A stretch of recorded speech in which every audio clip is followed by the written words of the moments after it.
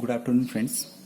Last time we have made a video lecture on binary distillation with the side stream. Hope you have gone through that lecture and enjoyed the lecture.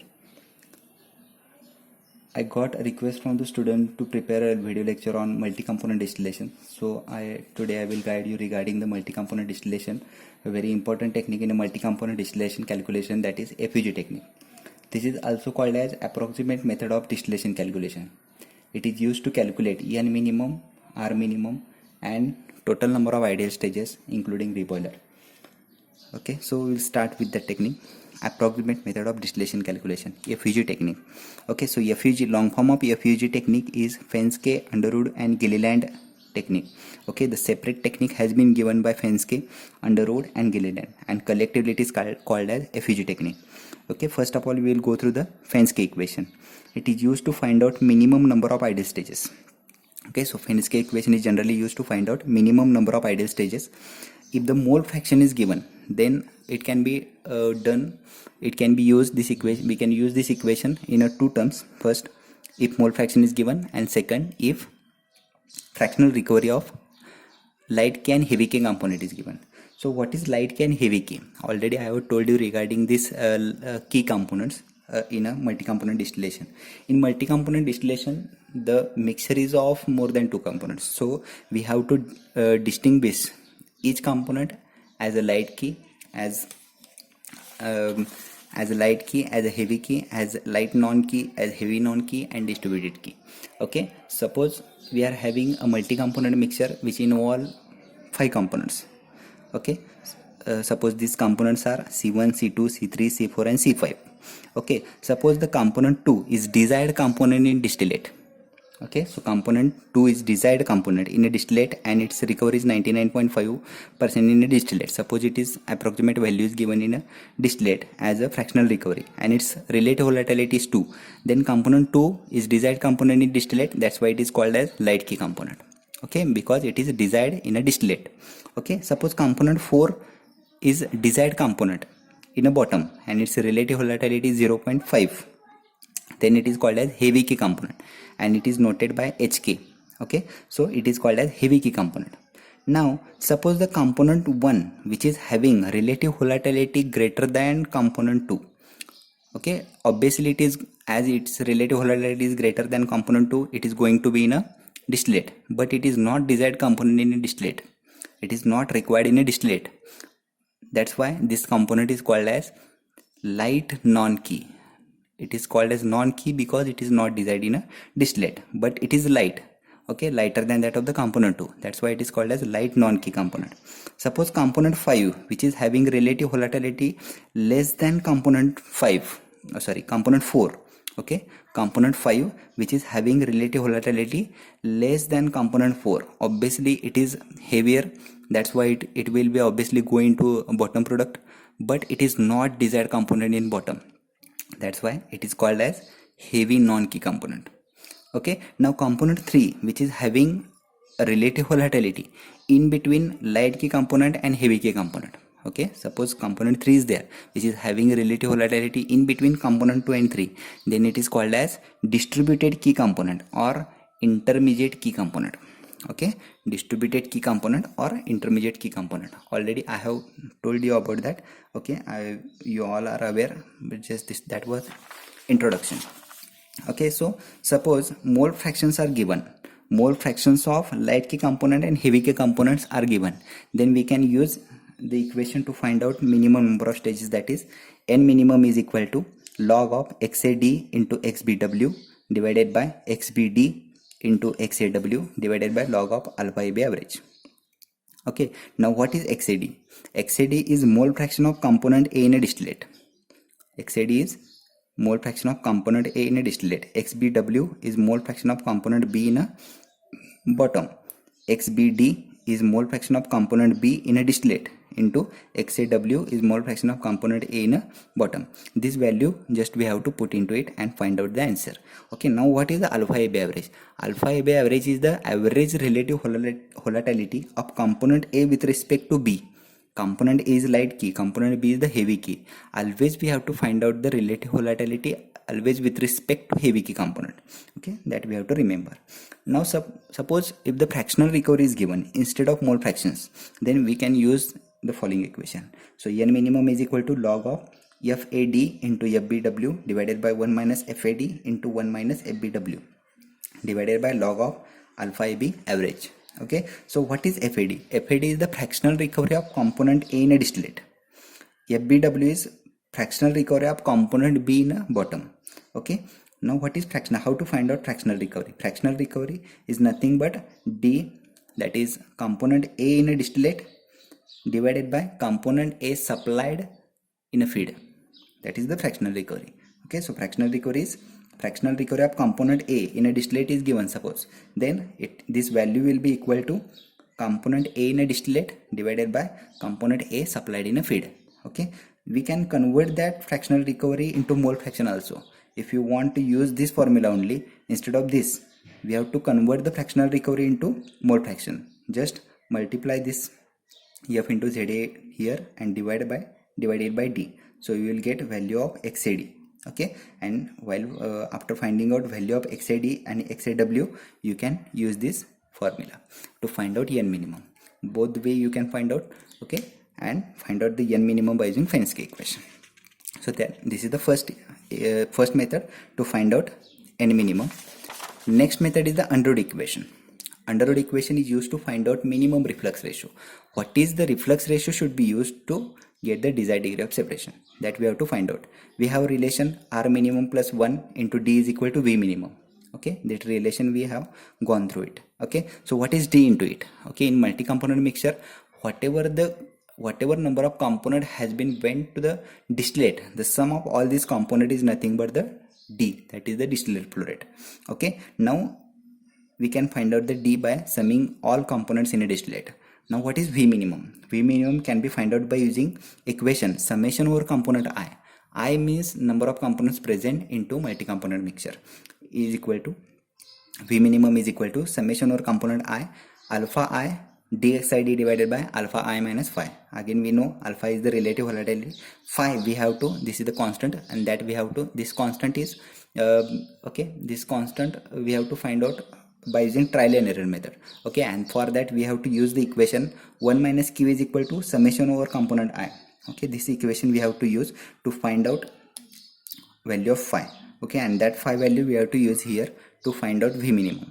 Okay, then we have to use equation 1 minus q is equal to summation over component I alpha I into zi divided by alpha I minus phi. Okay, next this phi we have to find out by using the trial and error method, and that for that trial and error method we can use calculation as calculation on calci, and the specific way of calculation that I am going to explain you while solving the problem on underwood equation. Okay, I am going to make a video lecture on that also.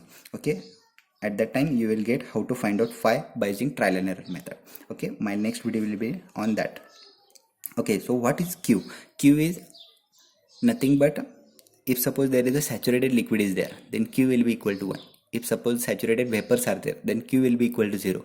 If suppose there is a mixture of vapor and liquid is there, okay, then 50% of vapor and liquid is there in a feed, then Q will be equal to 0.5 or in between 0.1 and 0 and 1. There it will be in between 0 and 1. It is depends upon what is the percentage of vapor and liquid present into feed. Okay, in last video lecture I have told you about how to find out Q. Okay, likewise you can find out Q and find out phi. What is Zi? Zi is the composition of individual component in a feed. Okay, Z represent feed composition, and X represent distillate and bottom composition. Okay, XAD is nothing but composition of component A in a distillate, and XBW means composition of or mole fraction, we can say mole fraction of component B in a bottom. Okay, so likewise we can use the nomenclature. So Z is for your feed.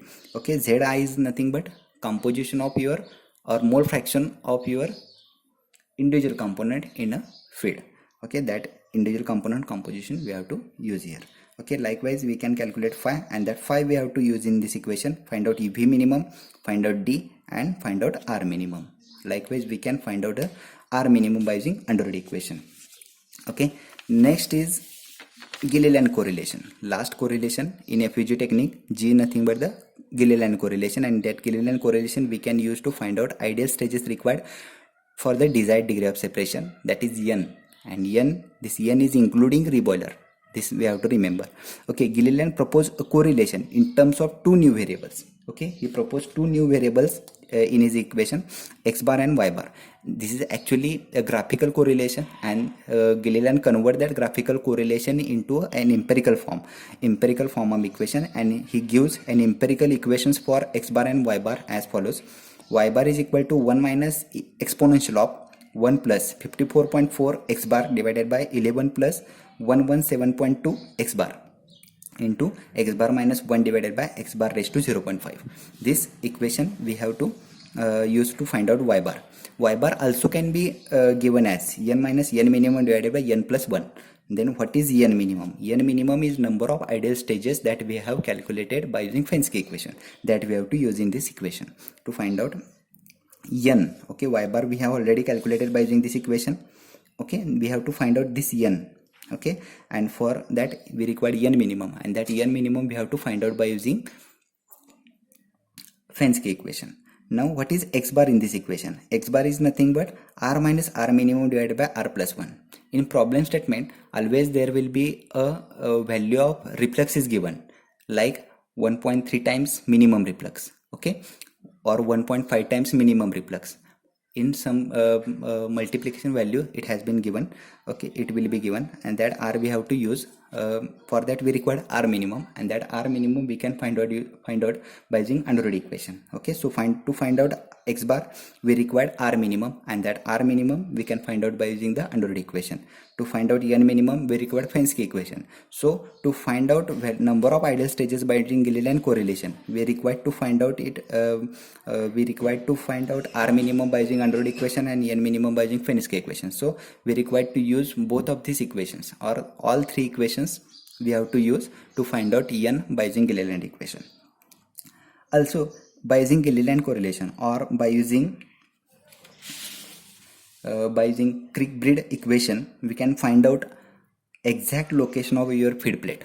Okay, by using this equation, and that Kirkbride equation is nothing but nr upon ns. Nr is nothing but number of stages in rectifying section, and ns is nothing but the number of stages in a stripping section, and that is equal to zhk upon zlk into xlk into w divided by xlk xhkd square into w by d raised to 0.206.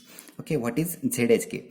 Zhk nothing but mole fraction of heavy key component in a feed, mole fraction of light key component in a feed, mole fraction, this is nothing but the mole fraction of light key component in a bottom, mole fraction of heavy key component in a distillate, and w and d are nothing but the top and bottom product flow rate. Okay, that we can calculate it simply by using the metal balance. Okay, at initially we have to find out these two values at the start of your problem.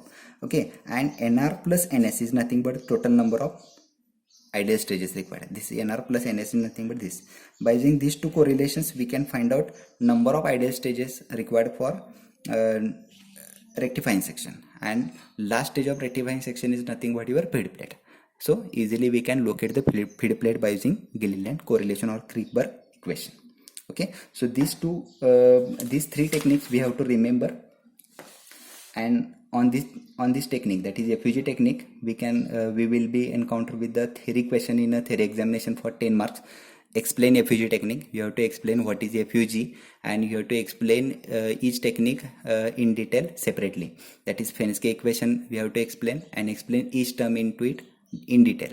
Okay, you have to explain under root equation, how to find out r minimum, you have to explain in that, and you have to explain Gilliland correlation, and in that you have to explain how to find out n including reboiler, as well as how to locate a feed plate, that you have to explain, and that theory question will be for 10 marks, 10 to 12 marks.